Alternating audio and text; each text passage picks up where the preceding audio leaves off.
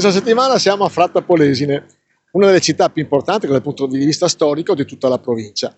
Dietro di me Villa Badoera, una villa del Palladio, ma in questa città ci sono ben 7 ville importantissime, ci sono 3 musei, e tra l'altro il museo dedicato a Matteotti, che è appunto nato qui e sepolto anche in questa città.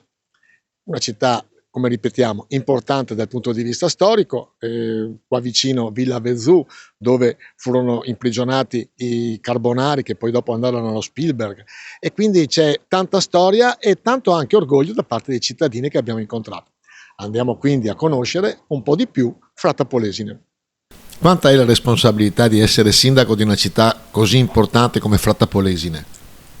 È un bel carico, perché è un carico che parte addirittura da più di 200 anni fa, perché abbiamo anche un sito archeologico, la Fratesina, che è diciamo del X-XI secolo avanti a Cristo, quindi sono 3000 anni minimo di storia, con cui bisogna confrontarsi, perché sono state fatte tante ricerche. Abbiamo concluso l'anno scorso 3 anni di campagne di scavi.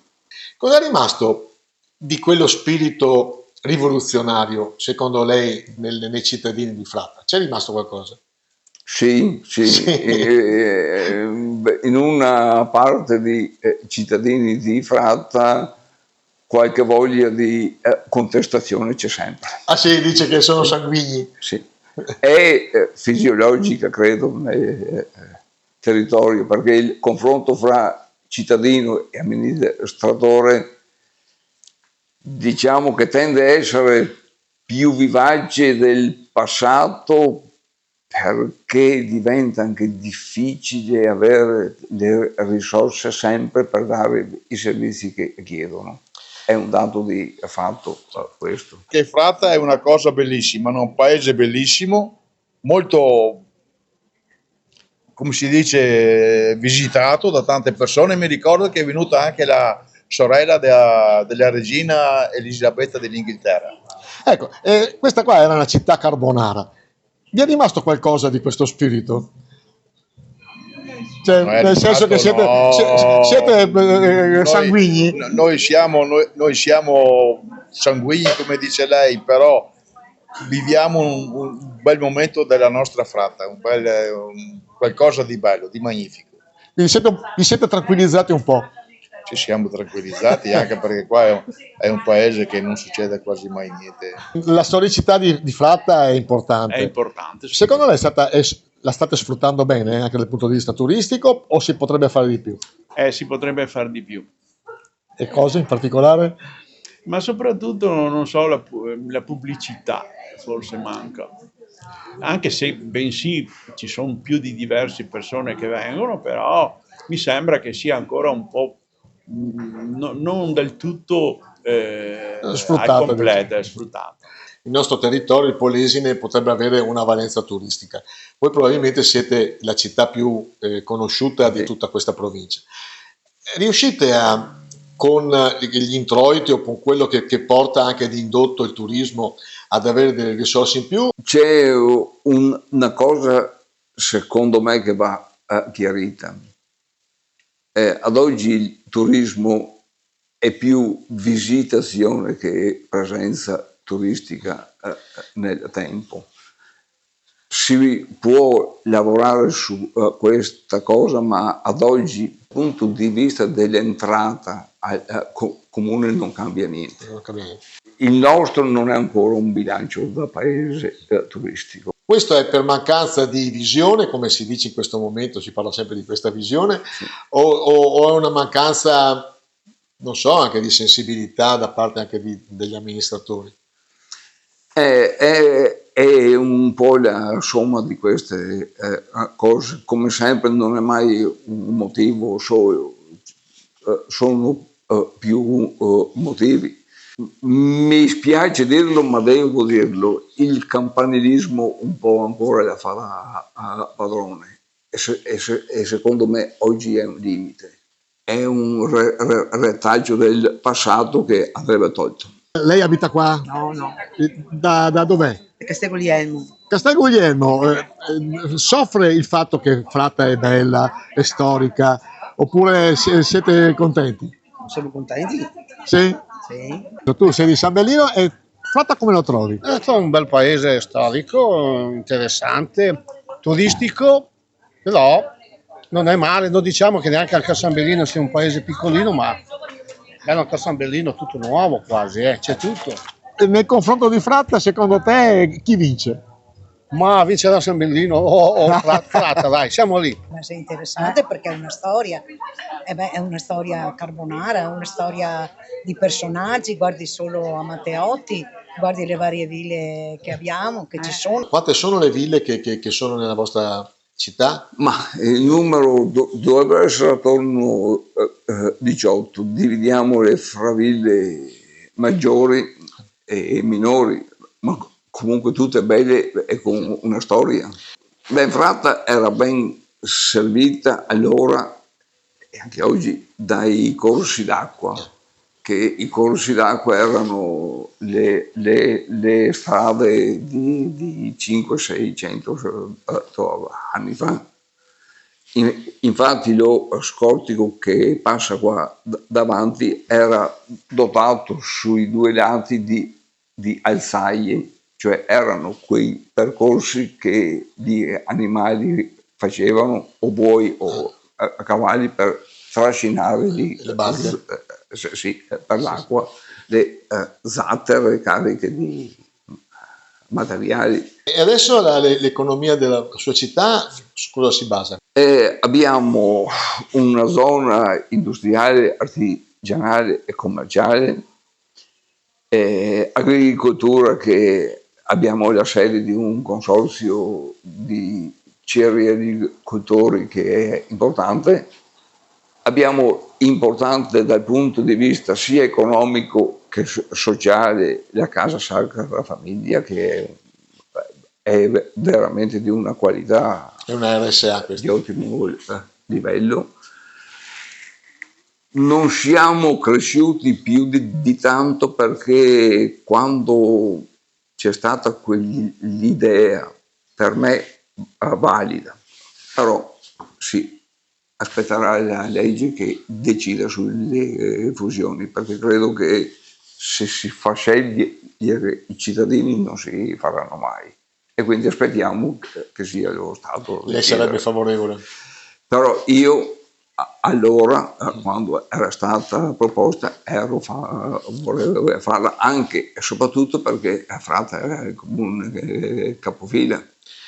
Però qualcuno sottolineava, qualche suo collega, che la fusione o l'unione potrebbe creare ulteriori periferie. Se viene fatta male, senz'altro.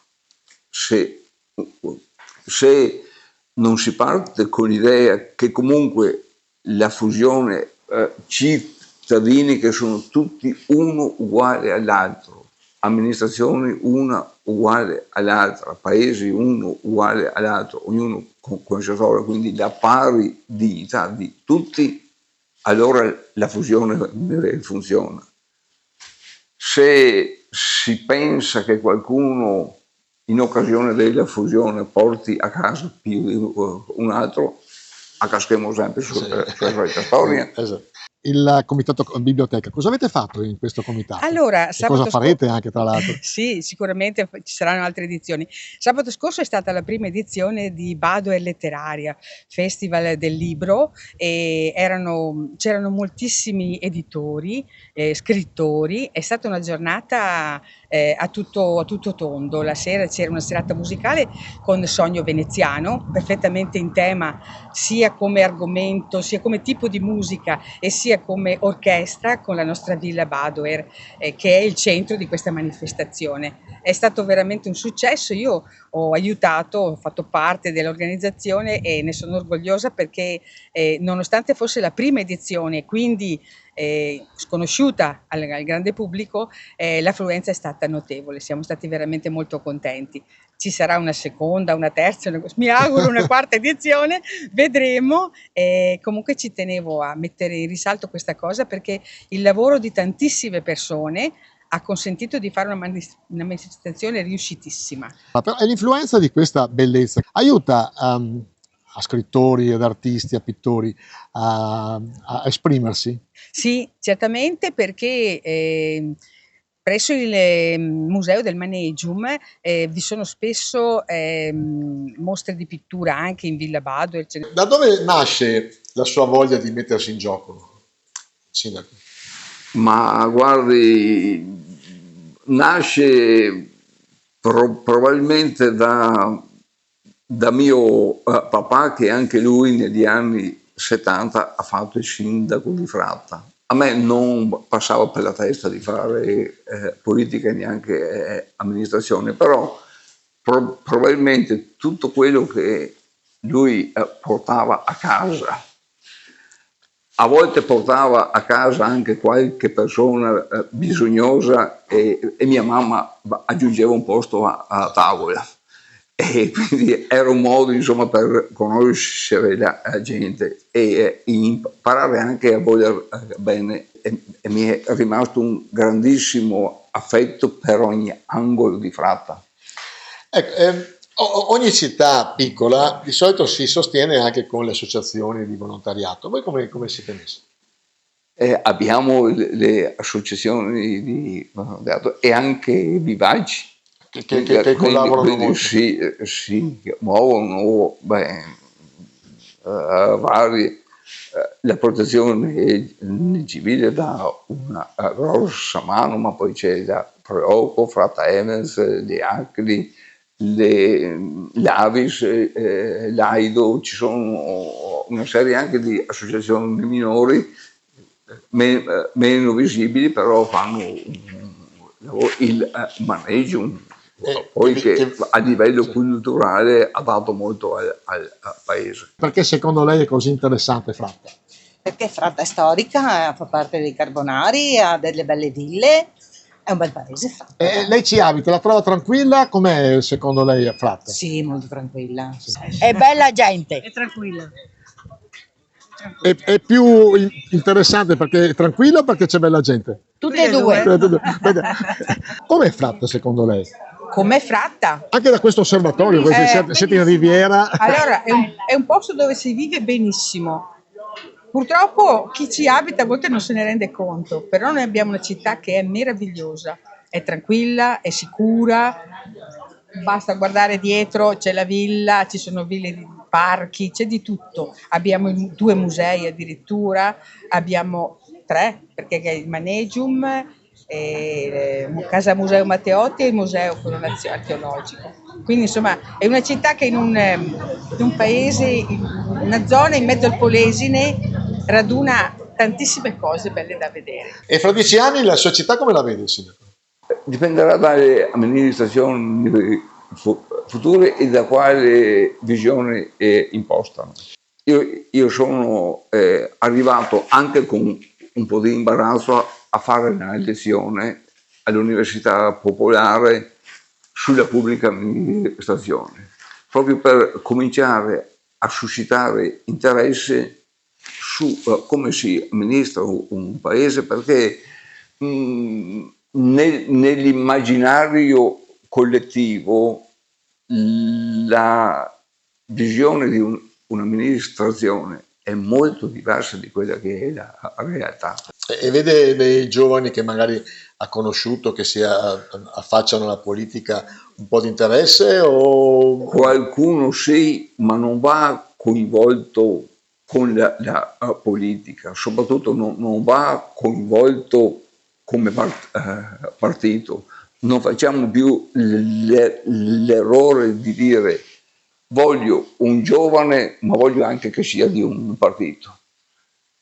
L'Italia sta andando verso una trasversalità totale, quindi chi si avvicina lo si avvicina per una persona che si occupa della cosa pubblica e della propria comunità. Non che diventi membro di un partito, si faccia una tessera, altro che ormai penso che sia anche un po' passato. Quindi ottimista? Ottimista, sì, sempre. Grazie Sindaco. Puntata finita, Fratta Polesine, straordinaria. E come sempre avvalora la nostra tesi che la provincia di Rovigo ha delle capacità, ha delle peculiarità che potrebbero essere molto di più sfruttate dal punto di vista turistico, storico e perché no, anche dal punto di vista economico. Quindi da Leandro Maggi, ci vedremo la prossima settimana probabilmente in Basso Polesine ed è sempre un piacere stare con voi. Ciao ciao!